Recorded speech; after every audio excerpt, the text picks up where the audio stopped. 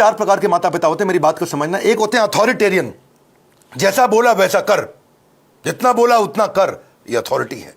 एक होता है डेमोक्रेटिक, मिल बांट करके बात करते हैं, बच्चों की सुनते हैं।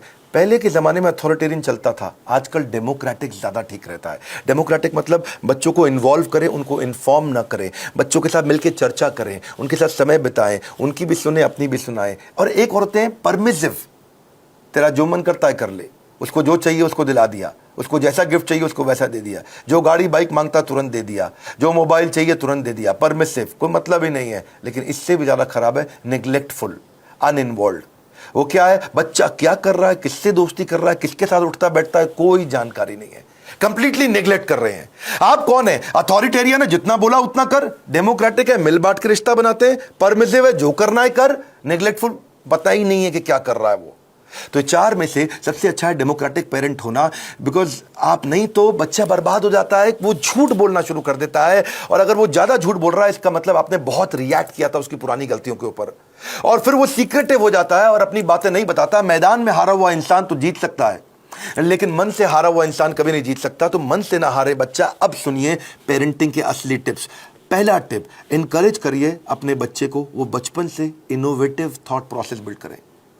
उसको ऐसे प्रश्न पूछिए कि वो इनोवेशन बिल्ड कर सके। दूसरा, उसके साथ बैठ के किताबें पढ़िए और अच्छे वीडियोस देखिए। ये नहीं उसको बता दिया, उसके साथ बैठिए, खुद भी पढ़िए, चर्चा करिए उसके साथ में। तीसरा, कुछ क्वेश्चनिंग का आपस में फॉर्मेट बिल्ड करिए, म्यूचुअल क्वेश्चनिंग। कुछ वो आपसे पूछे, कुछ आप उससे पूछो, और खास तौर से आप उससे पूछो, वो आंसर करे, ज्यादा बोलेगा, रिलेशनशिप बनेगा। प्ले विद योर चाइल्ड, उसके साथ खेलिए, फ्रेंडशिप इज द की। उसकी दोस्ती हो गई तो आपसे कभी मन नहीं चुराएगा। अगला मेरा पॉइंट है बजटिंग। बच्चे को बजटिंग सिखाओ, उससे उसके इमोशनल रिक्वायरमेंट कम होगी, इंटेलेक्चुअल कैपेबिलिटी बढ़ेगी। बजटिंग का मतलब क्या हुआ, आप उसको बता सकते हो कि भाई तुम्हें 500 रुपया हफ्ता दूंगा, उदाहरण है, आप अपनी कैपेसिटी के हिसाब से डिसाइड कर लो। 500 रुपया हफ्ता मतलब 2000 रुपया महीना मिलेगा तुमको।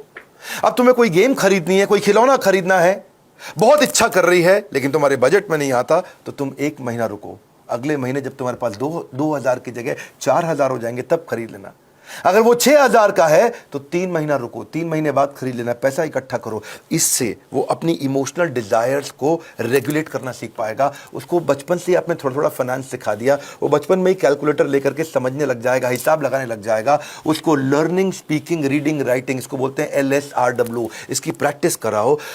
अब कभी भी अगर कोई कहानी भी सुनानी हो बच्चों को, तो कहानी किसकी सुनाओ? कुछ हेल्दी फूड के बारे में, खाने की ईटिंग हैबिट्स के बारे में, या कुछ सक्सेस के बारे में कहानी सुनाइए।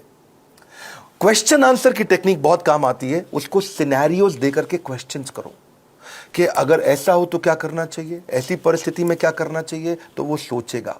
जब वो अच्छा सोचेगा, उत्तर देगा आपको, तो अपने आप सफल होगा।